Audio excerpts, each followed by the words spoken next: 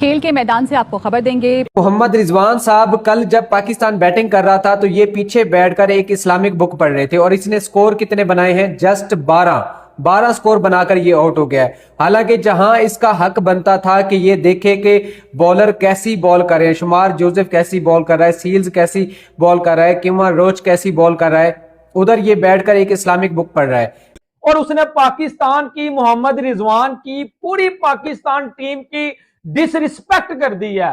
वाह भाई वाह, ये देखो जरा हमारे निकम्मे नालायक धरती के बोझ किसी न काम के। 120 पे पूरी टीम आउट हो गई पाकिस्तान की। 211 का जो है वो टारगेट था, ठीक है ना। और हमारा कोई प्लेयर भी रन नहीं कर सका। डबल फिगर में 23 रन की अब्बास ने और 11 रन जो है वो रिजवान ने किए, ठीक है ना। बाबर आजम 58 पे नॉट आउट था। लेकिन आप इधर बैठकर एक इस्लामिक बुक पढ़ रहे हैं, आप किसी तबलीगी जमात के साथ नहीं गए हुए। अगर आपने ये काम करना भी है तो ये टेस्ट खत्म हो जाए, ये सीरीज खत्म हो जाए, उसके बाद आए पाकिस्तान, जितनी मर्जी इस्लामी किताबें पढ़ें, आपको कौन रोकेगा। लेकिन जो रोजी, जो पैसे आप पीसीबी से ले रहे हैं, पहले वो अपनी तनख्वाह तो हलाल कर लें।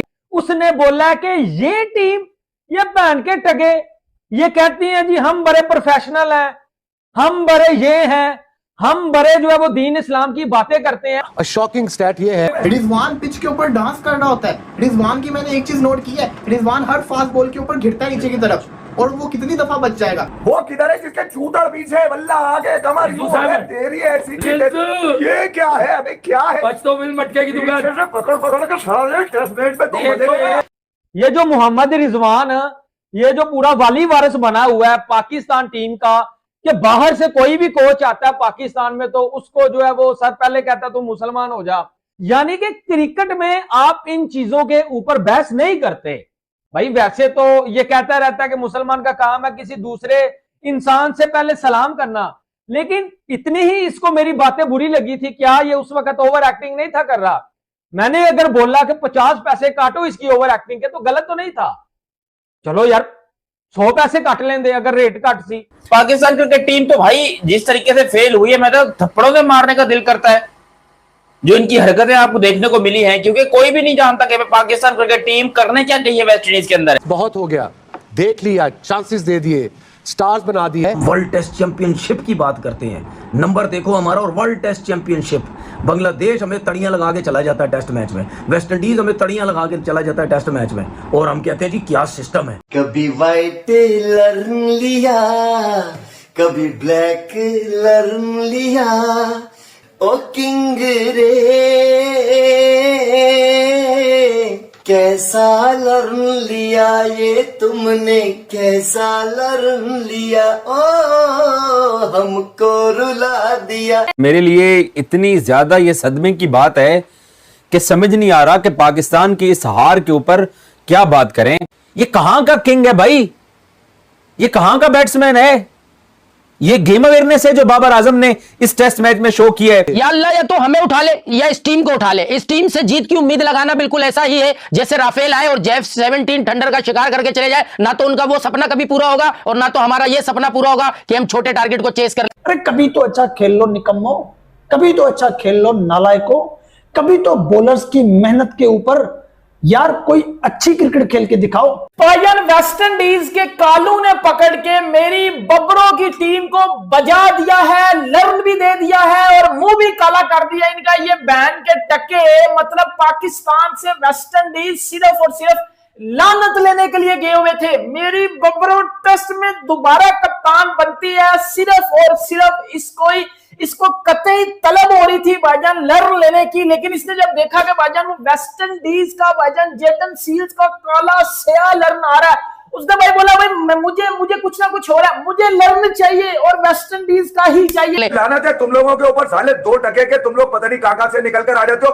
पकड़ो, मारो इनकी पकड़ के, मार दो इनकी चड्डियां सालों के, दो इनको मिला मिला के चाटे पकड़ के सालों के। कसर नहीं छोड़ी बाबर आजम ने कि भैया मैं अपने सारे टैलेंटर्स को सील के सामने डाल के एक एक रख के तुड़वाऊं।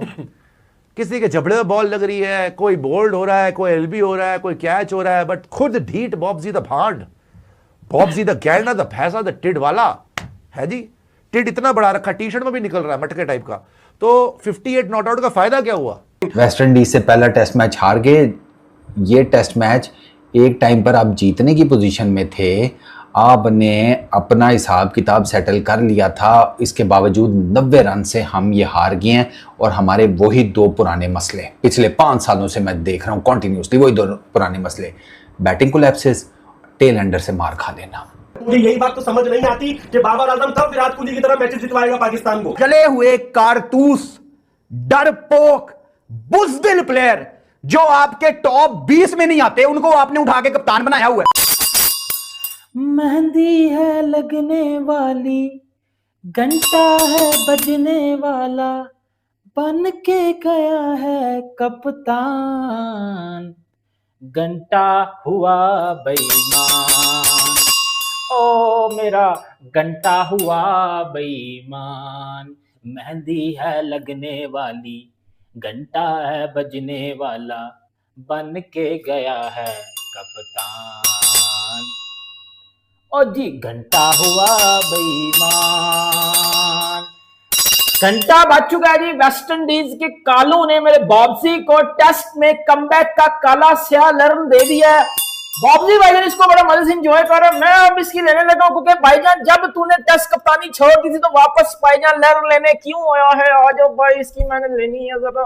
भाईजान वेस्ट इंडीज के कालू ने पकड़ के मेरी बबरों की टीम को बजा दिया है, लर्न भी दे दिया है और मुंह भी काला कर दिया इनका। ये बैन के टके, मतलब पाकिस्तान से वेस्ट इंडीज सिर्फ और सिर्फ लानत लेने के लिए गए हुए थे। मेरी बबरों टेस्ट में दोबारा कप्तान बनती है सिर्फ और सिर्फ इसको कतई तलब हो रही थी भाईजान लर्न लेने की, लेकिन इसने जब देखा कि भाईजान वो वेस्ट इंडीज का भाईजान जेटन सील्स का काला स्याह लर्न आ रहा है, उसने भाई बोला भाई मुझे कुछ ना कुछ हो रहा है, मुझे लर्न चाहिए और वेस्ट इंडीज का ही चाहिए। भाईजान पाकिस्तान का घंटा बज चुका है वेस्ट इंडीज के खातू टेस्ट क्रिकेट में, वो टेस्ट क्रिकेट जिसको वेस्ट इंडीज सीरियस भी नहीं लेता। टके जिम्बू, मुझे तो एक बात बता, लानती इंसान है, जब तूने टेस्ट की कप्तानी छोड़ दी थी तो वापस अंब लेने आया, नहीं वापस अंब लेने आया तू।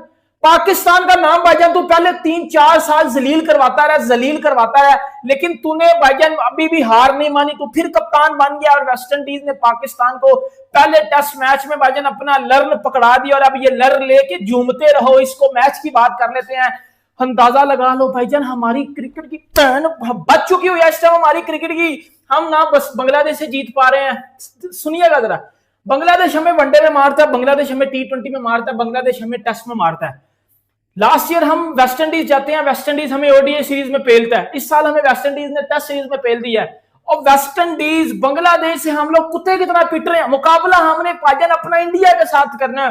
ओए दो कोड़ी के निकम्मो जाहिलो बगैर तक कमीनो, देख लो अपनी क्रिकेट की बजी पड़ी है भाईजान ना वो बबरो। वो 200 नहीं चेज हुआ इनसे भाईजान। आज जरा मैच पे बात करने, थोड़ा सा मेरा दिमाग की वैसे ही दही हुई है, वैसे ही मेरी बची पड़ी है, इन्होंने मजीद बचा दिया। बाजू जरा यार, वेस्ट इंडीज ने 211 का टारगेट दिया, 211 का टारगेट दिया। अब हमसे चेज नहीं होगा तो हम छनकना लेने गए। मुबारक हो आप सबको, क्योंकि प्लान कामयाब हो गया। बाबर आजम नॉट आउट खड़ा रह गया और वहां पे पूरी टीम आउट हो गई। अब आपको चूरन बेचा जाएगा कि अगर बाबर आजम के साथ कोई खड़ा होता तो पाकिस्तान ये मैच जीत जाता। बाबर आजम, मैंने आपसे ज्यादा सेल्फिश और घटिया कप्तान पाकिस्तान की हिस्ट्री में नहीं देखा और ना ही कभी कोई आएगा। ये टेस्ट मैच की ना इन्वेस्टिगेशन होनी चाहिए कि कोई जानबूझ के ऐसा कैसे कर सकता है, इतना बेवकूफ कैसे हो सकता है कि टेल एंडर्स को पूरा पूरा ओवर खिला रहा है। कितने रन चाहिए थे जीतने के लिए? कोई 500 नहीं ना चाहिए था, 100-150 लेता लीड, सामने आता, चार्ज करता।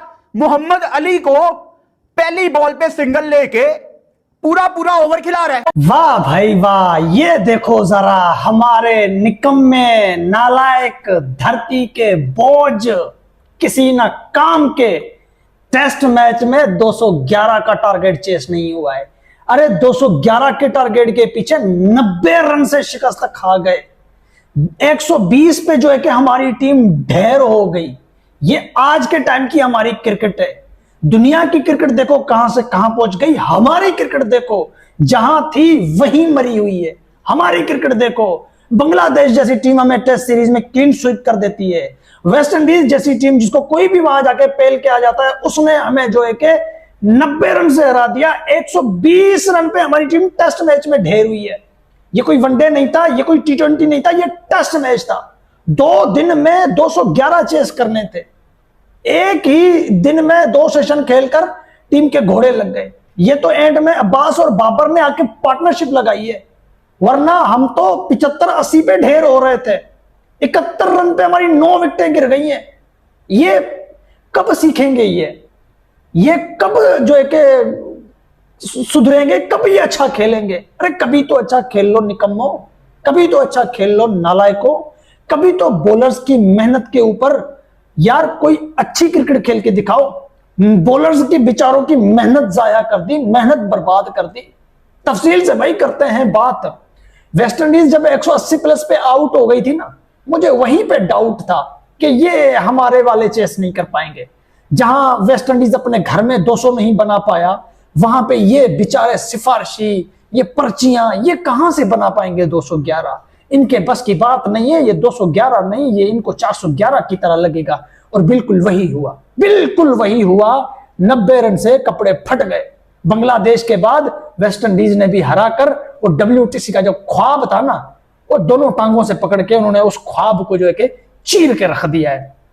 चैनल को भाई साहब करते जाना सब्सक्राइब, वीडियो को करते जाना लाइक, तारीफें सुनो जरा इनकी। अरे ऐसे अगर हमारे खिलाड़ी हो तो हमें दुश्मनों की जरूरत नहीं है। ऐसी अगर हमारी टीम हो तो मैं अगर पाकिस्तान का डिफेंस मिनिस्टर होता ना, मैं सबसे पहले एक काम करता, इनके जहाज को हवा में ही जो है कि हवा में भेज देता। एक मिसाइल ठोकता इन 11 के 11 को और जान छूट जाती पूरी 25 करोड़ की। इन 11 लोगों ने 25 करोड़ की नींदें हराम कर दी हैं। किसी एक फॉर्मेट में ये अच्छा नहीं खेलते, किसी एक फॉर्मेट में अच्छा नहीं खेलते। 8 मैच लगातार हो गए हैं, बाहर हार रहे हैं। चले आप ऑस्ट्रेलिया से हार रहे होते, अफ्रीका जाके हार रहे, इंग्लैंड हार गए में, फिर भी तब बीच में आप वेस्ट इंडीज और बांग्लादेश है। सर अभी टाइम नहीं है, आए बाय शाइन ना करें। 17 में से 13 टेस्ट अब हार चुके हैं, 8 और क्या करें? मतलब मैं आज वो बनता हूँ फिर डेविल का एडवोकेट। नहीं, कप्तान बदल दिया, कोच बदल दिया, प्लेयर बदल दिया, और क्या करें? 6 साल पहले कहा था, वो आज भी प्रूफ हो रहा है कि यार जब ये रन करेगा टीम हार जाएगी। जब ये खड़ा होगा हक देगा, जब ये ग्राउंड में उतरेगा 2 टकेगा, घंटे का किंग खिलाएगा। भाई ये सुबह से लेके शाम तक, शाम से लेके रात तक, रात से लेके सुबह तक, और फिर सुबह से फिर शाम तक मेरे घंटे का नाजायज घंटे के मैच निकला तुम्हारी ऐसी की तैसी। अबे इस खड़े रहने पे लानत है कि एल लेने के लिए खड़ा हुआ है। इतना बड़ा पेट लेके माइक गेटिंग का पेट सारा लेके खेलना खड़ा हुआ। 8-9 खिलाड़ी 7 आउट हो गए, इसके सामने खड़े में आउट हो गए। अब्बास को गैरत आ गई, शर्म आ गई थोड़ी सी। एक ओवर में 3 चौके पूरी सीरीज में किसी ने नहीं मारे। अब्बास ने मारे, पंजा उससे लगाया, पहले मैच में 3 विकेटें उससे ली। अबे कुछ शर्म कर, कुछ बेगैरत, इतना बेशरम, इतना दाग लगा। कप्तान बन के तूने साजिश करके पाकिस्तान के कप्तान शान मसूद के खिलाफ साजिश करके कप्तानी ली रे। कोई नाकामी तेरे नसीब में, बल्कि नाकामी उन तमाम घंटे के नाजायज फैंस के नसीब में जिनको ये प्लीजिंग लगता है।